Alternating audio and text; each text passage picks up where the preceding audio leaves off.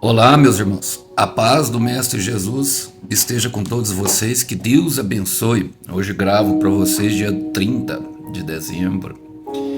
É o penúltimo dia do ano, amanhã é o último dia. Que ano, não é verdade? Desejo que o ano de vocês de 2024 seja um ano frutífero e cheio das bênçãos de Deus. E tenho plena convicção do que eu vou falar. Já receba como uma palavra do Senhor. Deus tem algo muito melhor do que você imagina no ano de 2024. Tenho convicção do que falo. Vamos lá? Vamos para a nossa conversa? O texto hoje, para a nossa breve reflexão, encontra-se em um texto que eu leio bastante, livro de Atos dos Apóstolos, capítulo 26, a partir do verso 12. Vamos lá. Diz assim: certo dia, numa dessas missões, dirigia-me a Damasco, autorizado e incumbido pelos principais sacerdotes. Por volta do meio-dia, ó rei, ainda a caminho, uma luz do céu mais intensa que o sol brilhou sobre mim e meus companheiros. Todos nós caímos no chão e eu ouvi uma voz que me dizia em aramaico: Saulo, Saulo, por que me persegue? Não adianta lutar contra a minha vontade. Eu quero repetir isso. Não adianta lutar contra a minha vontade. Não adianta lutar contra a minha vontade. Quem és tu, Senhor? Perguntei. E o Senhor respondeu: sou Jesus, a quem você persegue. Glória a Deus.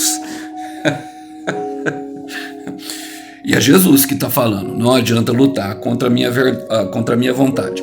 Irmãos, aqui é Paulo se dirigindo à vontade de Deus para a vida dele. Paulo, se eu não me engano, em Atos capítulo 23, versículo 11, o Senhor se apresenta para ele e fala que importa ele ser preso e ser julgado perante aos reis para que ele pudesse dar testemunho. E ele está diante de Agripa e diante do rei Agripa. Ele está falando nesse momento com o rei Agripa e o governador Festo e também a sua irmã Berenice a respeito daquilo que foi o testemunho de conversão. Exatamente nesse momento que eu li para vocês é o momento ao qual ele tem um encontro com o Mestre. E eu quero te dizer, meu irmão, prepare-se para encontrar com Deus. Eu quero repetir, prepare-se para encontrar com Deus.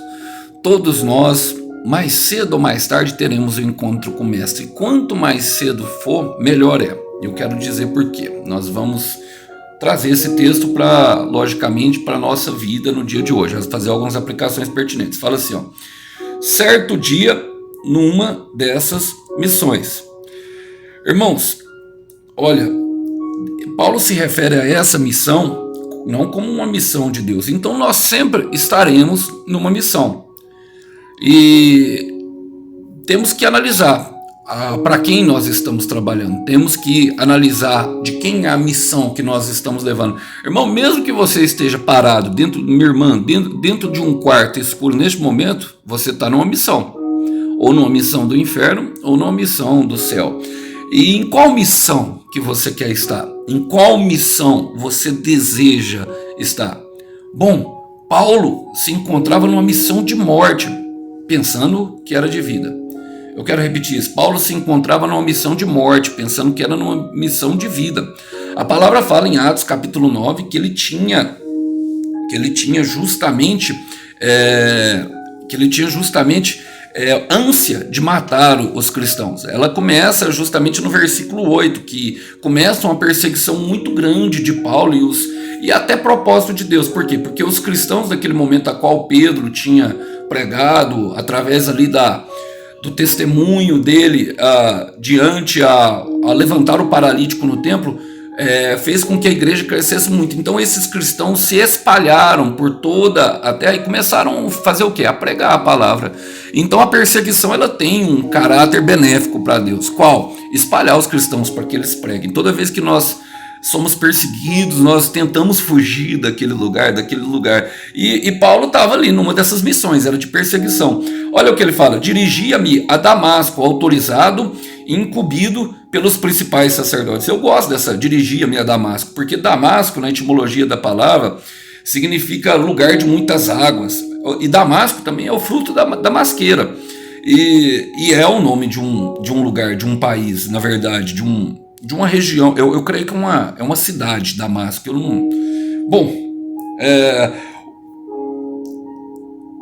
geografia à parte, vamos falar, ele estava se dirigindo a Damasco, mas eu gosto dessa expressão aqui, ó, incumbido pelos principais sacerdotes, autorizado e incumbido pelos principais sacerdotes. Sabemos que os sacerdotes e os fariseus trabalhavam diretamente para Satanás, e com toda o seu ego inflado, com toda a certeza de que trabalhavam para Deus e de que faziam a vontade de Deus por meio do legalismo e do determinismo. Bom, eu quero ler com vocês um versículo que está justamente de Paulo, que ele fala para Efésios, para a igreja de Efésios, no capítulo 6, versículo 11. Ele fala: vistam toda a armadura de Deus para que possam permanecer firmes contra as estratégias do diabo. Ele estava autorizado e incumbido. O diabo tem estratégia, irmão. O diabo, ele tem estratégia para não parar.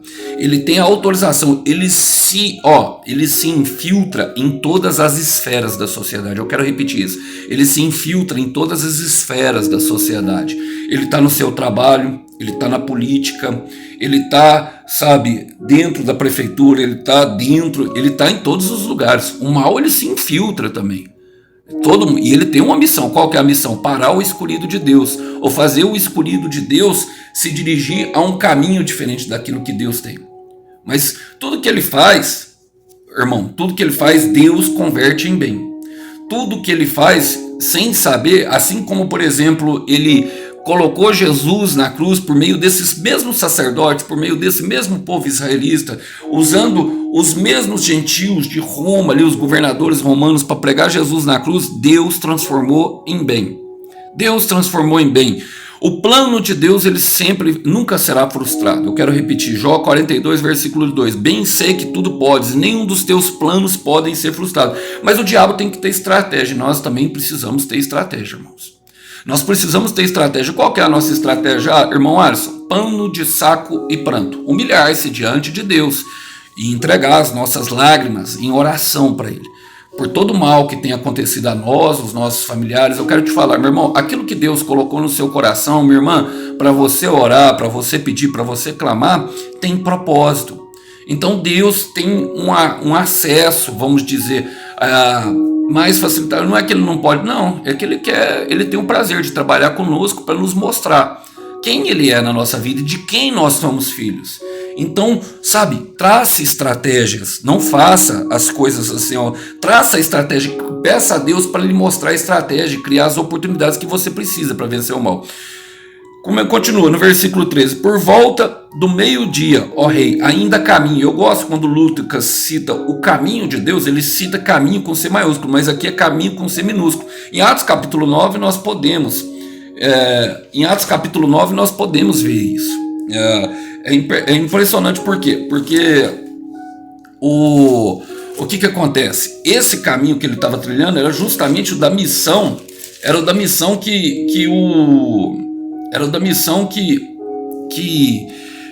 Satanás tinha traçado para Paulo. E ele estava ali, por volta do meio-dia. Meio-dia sempre indica, meu irmão, o período mais quente do dia, ou seja, ele estava no deserto e não sabia. Ele estava já no deserto e não sabia, ele pensava que estava fazendo a vontade de Deus. Ele já estava, se entregando à maldade e não sabia. Muitas vezes nós somos assim, meus irmãos, estamos por volta do meio-dia, ainda a caminho, no caminho do inferno. Mas eu gosto dessa parte. Uma luz do céu, mais intensa que o sol, brilhou sobre mim e meus companheiros. Olha, perceba que ela brilhou sobre todo mundo. João capítulo 9, versículo 5. Eu sou a luz do mundo, disse Jesus. Eu sou a luz do mundo. Luz que me guia. Irmão, tem uma luz que te guia. Talvez ela ainda não brilhou para você, mas ela vai brilhar. Talvez ela ainda não consiga fazer com que você veja claramente, mas ela vai fazer com que você veja claramente. Ela nos fará ver claramente toda a maldade que tem ao nosso redor. Eu gosto dessa parte, porque é justamente o momento em que Saulo se torna Paulo. O nome Saulo significa justamente pediste foi a Deus, o nome Saulo. E ele tem a etimologia da palavra, ele se remete a Saul, que era um homem rebelde, o rei, aquela parte, a igreja, que representa a igreja infiel, a igreja que não conhece a Deus, que ama a coroa, que ama mais as bênçãos. Mas Paulo significa pequeno, e ela brilhou sobre ele. Eu gosto, sabe, de um texto que reflete justamente isso, que é a luta de Jacó com Deus. O nome Jacó significa suplantador. Muitos, aquele que agarra no calcanhar, muitos tratam a tradução como enganador. Uma mãe jamais colocaria um nome, ainda mais uma mãe temente a Deus, de enganador no filho. Não é isso. Suplantador significa vencedor. Aquele que agarra no calcanhar, ou seja, aquele que queria sair primeiro, aquele que queria vencer a qualquer custo. Bom, mas em Gênesis capítulo 32 relata uma história logo depois que Esaú se resolve ir é um momento de reconciliação, resolve ir ao encontro do seu irmão. Eles tinham passado longos anos brigando, isso causou enorme dor nos dois. Deus trabalhou no coração dos dois homens para que houvesse reconciliação. Jacó mandou homens da sua confiança, os seus servos, irem oferecerem presente, mas antes ele encontra com um anjo no Val de Jaboque. E naquele momento, depois de todo trabalhar no coração de Deus, olha o que diz em Gênesis 32, versículo 26, fala assim: o homem disse, deixe-me ir, pois está amanhecendo. Jacó, porém, respondeu, não o deixarei ir enquanto não me abençoar. Qual é o seu nome? Perguntou o homem. Jacó, respondeu ele. O homem disse, seu nome não será mais Jacó, de agora em diante será chamado Israel, pois lutou contra Deus e com os homens, e venceu. E ele fez jus ao nome dele, vencedor. Assim como Paulo fez jus, pediste foi. Irmãos, nós vemos arrependimento de Paulo. É isso que me dá certeza às vezes de continuar orando, sabe? Por alguns da minha família, por algumas pessoas que eu amo.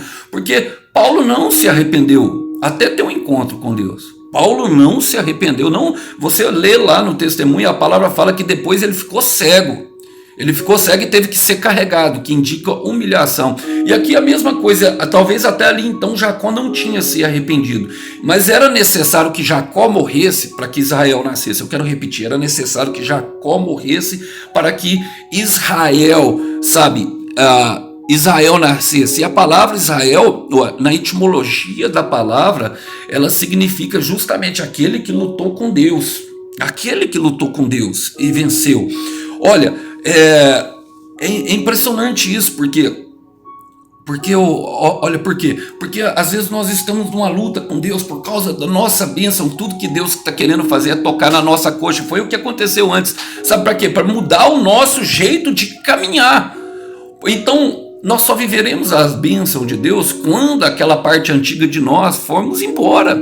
Sabe, para o novo homem nascer, o velho homem tem que morrer. Para o novo homem nascer, o velho homem tem que morrer. E só é feito isso mediante um encontro. Então continue orando por aquela pessoa que ainda não teve um encontro com Deus. Porque em Amós 4, versículo 12, fala, prepare-se, pois você encontrará com seu Deus. Eu quero declarar, você encontrará com seu Deus. O Alisson encontrará com seu Deus. E quando há esse encontro, meu irmão, não tem como. O que era velho vai ficar para trás e o novo de Deus vem, sabe? E quando o novo de Deus vem, meu irmão, é muito melhor. E eu quero te dizer, vai ser muito melhor do que você pensa. Vai ser muito melhor do que você pensa. Perceba, todos nós caímos do chão. E eu ouvi uma voz que me dizia em aramaico, olha, todos caíram no chão, todos, mas só Paulo ouviu a voz. Todos caíram, irmãos, todos já estavam caídos. Romanos capítulo 3, versículo 23. Todos nós pecamos e estamos destituídos da glória de Deus. Mas é só quando nós encontramos com a santidade de Jesus, numa luz que brilha mais do que o sol, que nós percebemos o quanto somos pecadores e o quanto precisamos da remissão. E talvez é nessa luta contra Deus pela nossa bênção para vencer, Deus colocou no nosso coração uma vontade de vencer que nós queremos, que nós percebemos isso. Mas é impressionante porque só Paulo levantou. Por quê? Porque talvez só Paulo tenha sido pedido naquele momento, porque talvez Paulo através do levantar dele, do levantar de Deus na vida dele, ele começaria a ele mesmo ministrar. O Deus da paz que nos consolou em toda aflição para que nós pudéssemos consolar aqueles que estão passando por aflição. E esse é o trabalho de Deus. Alguns são escolhidos e eles não conseguem sucumbir à vontade de Deus, mas eles têm algumas garantias. Por exemplo, Provérbios 24, versículo 16, fala assim, pois ainda que o justo caia 7 vezes, tornará a erguer-se, mas os ímpios são arrastados pela calamidade.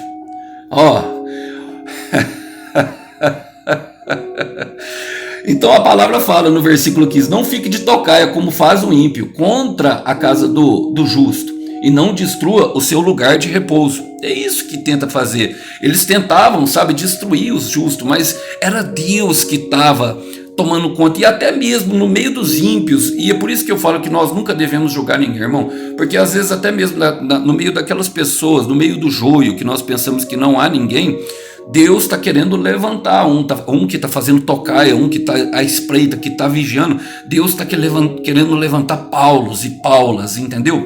Que tem um chamado. E eu gosto, porque ele conhece, ele fala Saulo, Saulo, ele já conhece Saulo há muito tempo, ele já observa. Ele nos chama pelo nome: Saulo, Saulo, por que me persegue? Não adianta lutar contra a minha vontade. E a pergunta de Paulo responde muito bem, fala: quem és tu, Senhor? O Senhor está com letra maiúscula. O Senhor, ele se refere justamente ao Senhor Jesus, ao senhorio que tem todo o poder.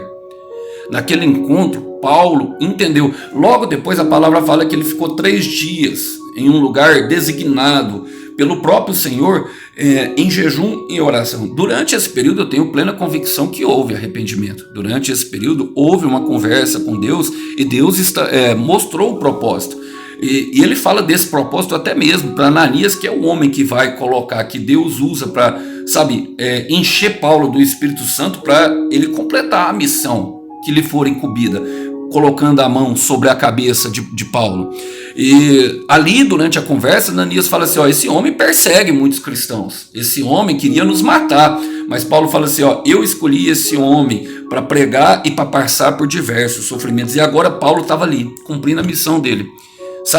Em prisão, homens presos andando pela rua, homens livres em celas, homens presos andando soltos pelas ruas, homens livres em celas. As algemas nunca foram e nunca serão sinal de prisão. Nós nos tornamos perigosos quando nós aprendemos a controlar o nosso sentimento, e não quando somos violentos. Paulo estava totalmente entregue com a única missão: testemunhar Jesus. Testemunhar: quem és tu, Jesus? E ele respondeu, e a hora que ele fala: sou Jesus, a quem você me persegue. De perseguidor, ele passou a ser perseguido. Eu quero repetir isso: de perseguidor, ele passou a ser perseguido, mas tinha propósito, porque Deus transforma o mal em bem.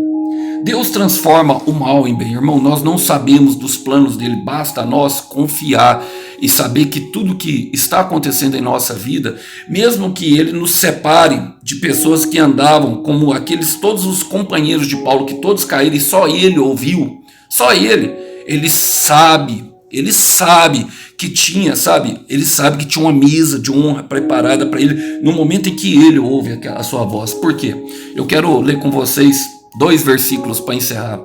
Daniel capítulo 2, versículo 21. Esse é o poder do nosso Deus, que tem poder de mudar um coração, até mesmo que ainda não tinha se arrependido.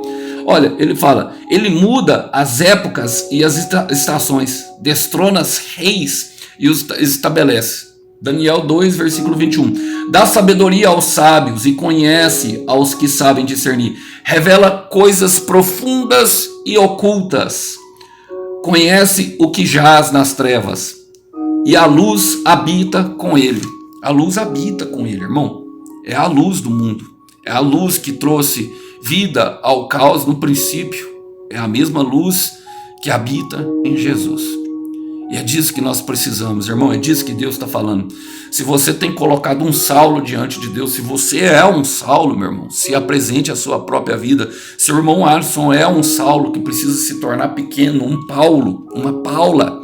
Saiba que está chegando o momento de ter um encontro, que Deus está te preparando para ter um encontro com Ele, que durante esse encontro o que é velho vai ficar para trás e um novo surgirá, um novo e vivo caminho. Que os irmãos possam ficar com essa breve mensagem para meditação nessa época do ano que é pertinente, a paz do Mestre.